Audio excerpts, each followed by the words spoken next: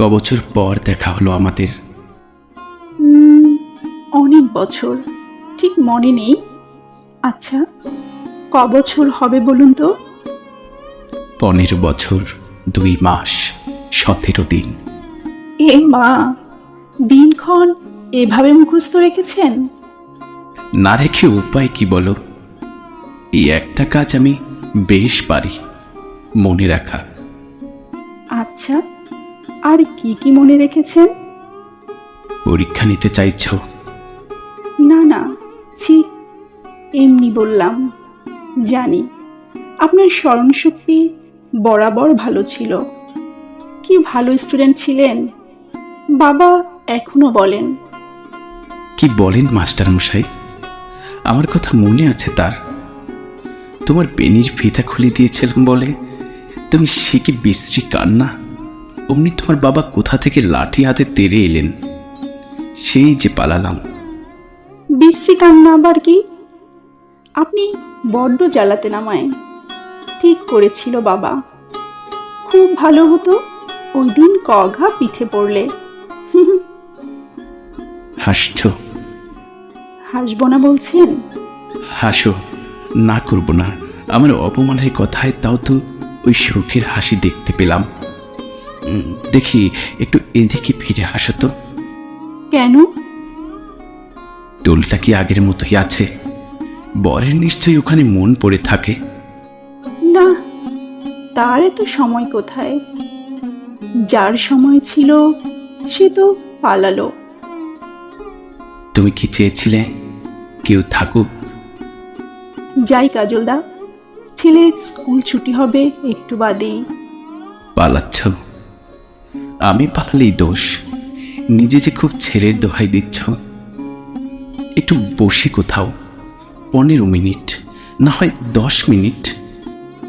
কি হবে বসে? কি হবে বা হয়নি ভেবে সময়টাকে থামিয়ে দিও না দরজার বাইরে।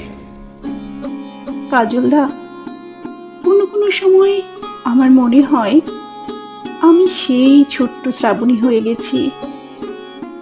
মায়ের জন্য পুজোর ফুল কুড়াতে তোমাদের বাগানে চুপ চুপ করে সাত সকালে যাই। হ্যাঁ, তুমি যতই চুপি চুপি যেতে আমি ঠিক বুঝে যেতাম। হ্যাঁ, কেমন করে বুঝতে কাজলদা? জানি না, তোমার ফুলগুলো ছুঁয়ে দিতেই তুমি আঁতকে উঠতে, ফুলগুলো ফেলে দিয়ে নতুন ফুল কুড়িয়ে নিতে। মুসলমানদের ছোঁয়া ফুলে নাকি পুজো হয় না।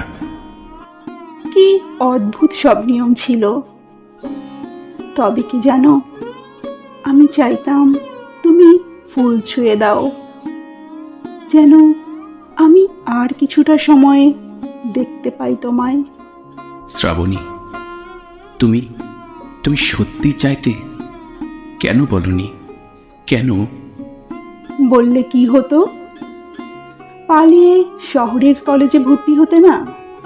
শহরের মেয়েদের পেয়ে তো দিব্যি ভুলে গেলে।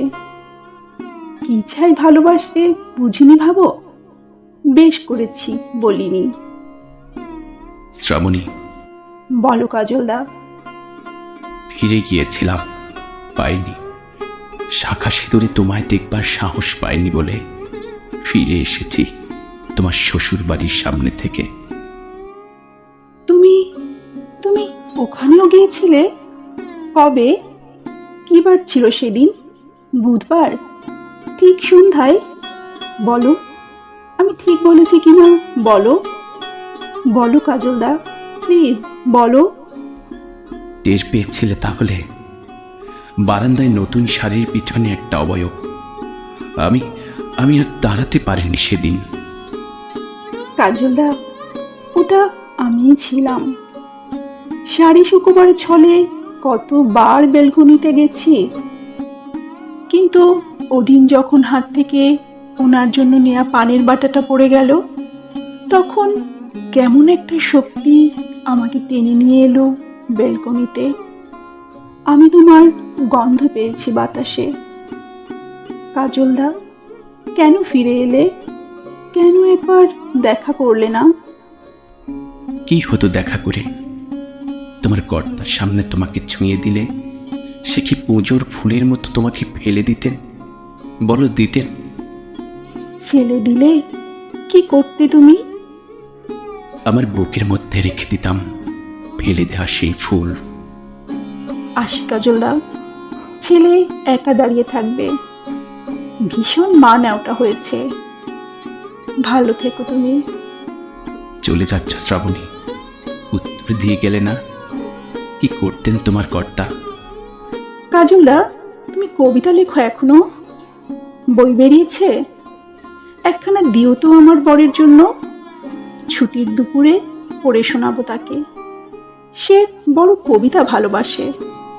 আসি শ্রাবণী, তোমার ছেলেকে আদর দিও, তোমার কর্তার জন্য বই পাঠাবো। ভালো থেকো। আমি ভালো আছি। অছোঁয়া পুজোর ফুল ভালোই থাকে কাজলদা। আসি। এসো, কোনো একদিন এসো।